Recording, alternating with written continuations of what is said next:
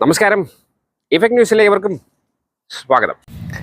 എക്സ്റേകളുടെ ഉദയം, ഒരു നൂറ്റാണ്ടിൻ്റെയും അതിന് അപ്പുറമുള്ളതിൻ്റെയും കഥ എന്ന വിഷയത്തിൽ ഇന്ത്യാസ് ഐസർ തിരുവനന്തപുരം പൊതുപ്രഭാഷണങ്ങൾ.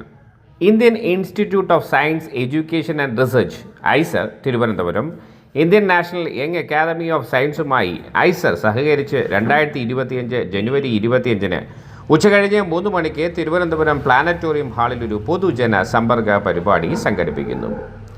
എക്സ്റേകളുടെ ഉദയം, ഒരു നൂറ്റാണ്ടിൻ്റെയും അതിന് അപ്പുറമുള്ളതിൻ്റെയും കഥ എന്ന വിഷയത്തിൽ 3 പൊതുശാസ്ത്ര പ്രഭാഷണങ്ങൾ, അർദ്ധദിന പരിപാടികൾ ഉൾപ്പെടും. ഐസർ തിരുവനന്തപുരം സ്കൂൾ ഓഫ് ഫിസിക്സിൽ നിന്നുള്ള പ്രൊഫസർ ജോയ് മിത്ര എക്സ്റേ കണ്ടെത്തലിൻ്റെ ചരിത്രത്തെക്കുറിച്ചും മനുഷ്യരാശിയിൽ അതിൻ്റെ സ്വാധീനത്തെക്കുറിച്ചും സംസാരിക്കും. തിരുവനന്തപുരം ഐസറിലെ സ്കൂൾ ഓഫ് ഫിസിക്സിലെ ഡോക്ടർ വിനായക് കാമ്പളെ മെറ്റീരിയൽ സയൻസസിൽ എക്സ്റേകളുടെ പ്രാധാന്യം, ഡിഫ്രാക്ഷൻ മുതൽ സ്പെക്ട്രോസ്കോപ്പി വരെ എന്ന വിഷയത്തിൽ സംസാരിക്കും.